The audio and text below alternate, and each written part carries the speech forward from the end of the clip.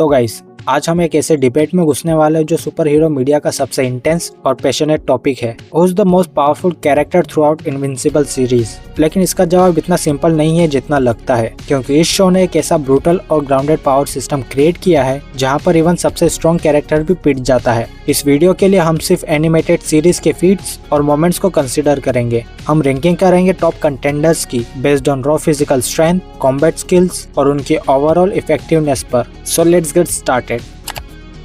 Conquest को screen पर देखा गया सबसे पावरफुल कैरेक्टर कहा जा सकता है। एक हाई रैंकिंग विल्टरमाइट इनफोर्स के तौर पर वो लिटरली द डेफिनेशन ऑफ रेंटलेस माना जाता है। एक ऐसा वॉरियर जिसमें है रॉ ब्रूटैलिटी, स्किल्स और इंसेंट कॉम्बैट एक्सपीरियंस। मार्क के साथ उसकी ब्रूटल फाइट में कॉन्क्वेस्ट ने क्लियरली दिखाया कि वो किस लेवल का मॉन्स्टर है। उसने इजीली इनविंसिबल और एटम ईव को ओवरपावर किया। मार्क को बिल्डिंग्स के पार फेंकना, एक ही चॉप में उसका पैर तोड़ देना और एटम ईव के कंस्ट्रक्ट को डस्ट बना देना, ये सब उसकी रॉ डोमिनेंस का प्रूफ है। सिसिल खुद मानता है कि कॉन्क्वेस्ट शायद सबसे पावरफुल सुपर ह्यूमन है जो उसने कभी देखा है। और सोचो, फुली रेज्ड मार्क भी उसे मुश्किल से हरा पाया। ये दिखाता है कि कॉन्क्वेस्ट की स्ट्रेंथ और फेरोसिटी कितनी अनइमेजिनेबल है। नोलन ग्रेसन एके ओमनी-मैन एक ऐसा कैरेक्टर है जिसने पूरी सीरीज का पावर स्केल सेट किया था। उसकी पावर्स इतनी इमेंस है कि उसे शो का सबसे डेंजरस कैरेक्टर माना जाता है। उसका इंट्रोडक्शन ही प्रूफ था जब उसने ब्रूटल तरीके से गार्डियंस ऑफ ग्लोब का कीमा बना दिया था। तभी समझ आ गया था कि वो अर्थ के हीरोज के लिए एक कंप्लीट डिफरेंट लीग का इंसान है। नोलन कैजुअली प्लेन्स और ट्रेन्स को उठा लेता है जो 100 ऑफ टन से ज्यादा वे करते हैं, और सिंगल हैंडेडली उसने फ्लेक्जन सिविलाइजेशन को डिस्ट्रॉय कर दिया था। वो एक master hand to hand combatant है जिसके पास सेंचुरीज का फाइटिंग एक्सपीरियंस है, और सबसे इम्पोर्टेंट बात, वो फिजिकली ज्यादा स्ट्रॉन्ग है compare to other विल्ट्रमाइट।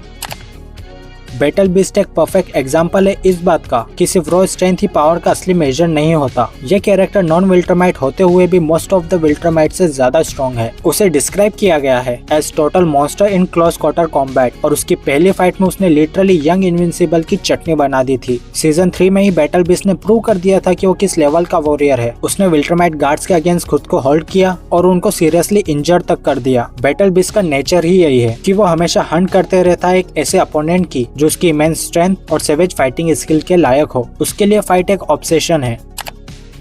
Mark Grayson की जर्नी एक परफेक्ट एग्जांपल है एक्सपोनेंशियल ग्रोथ का। हाँ, थ्रू आउट द सीरीज उसे बार बार बीट किया गया, तोड़ा गया, लेकिन हर डिफीट के बाद उसकी स्ट्रेंथ और रेजिलियंस और ज्यादा इवॉल्व होता गया। शुरुआत में वो एक स्पेस शटल लिफ्ट करने में स्ट्रगल कर रहा था, लेकिन सीजन 2 के एंड तक मार्क ने विल्ट्रमाइट के अगेंस्ट फाइट की, स्पेस बैटल सर्वाइव किए, और वो इतना स्ट्रॉन्ग हो गया कि वो टॉप टियर थ्रेट्स जैसे कॉन्क्वेस्ट को सीरियसली चैलेंज कर पाया। एज अ विल्ट्रमाइट हाइब्रिड उसके पास ऑलरेडी स्पीड, स्टेमिना और स्ट्रेंथ का वो लेवल है जो अर्थ के किसी भी और हीरो के पास नहीं है। और सबसे एक्साइटिंग बात तो ये है कि मार्क की पावर्स अभी भी डेवलप हो रही है, मतलब फ्यूचर में वो और भी डेंजरस होने वाला है। एलन द एलियन एक एम्बॉडीमेंट है अनकैप्ड पोटेंशियल का। शुरुआत में वो एक under power champion evolution officer था, लेकिन जब उसे विल्ट्रमाइट्स ने ऑलमोस्ट मार ही दिया था, उसके बाद उसे एक मैसिव पावर अपग्रेड मिला। शो ने क्लियर हिंट दिया है कि एलन की ट्रू स्ट्रेंथ अभी भी छुपी हुई है। उसने विल्ट्रमाइट अनीजा को ब्लीड करवा दिया और उसे डिस्क्राइब किया गया था एज सिग्निफिकेंटली स्ट्रॉन्गर देन हर, लेकिन उसने इंटेंशनली फाइट थ्रो की ताकि वो कैप्चर हो सके। ये सब दिखाता है कि एलन एटलीस्ट ओमनी-मैन के पावर लेवल के बराबर तो है ही, और अगर उसकी हिडन पोटेंशियल पूरी तरह अनलॉक हो जाए तो वो शायद उससे भी स्ट्रॉन्ग बन जाए।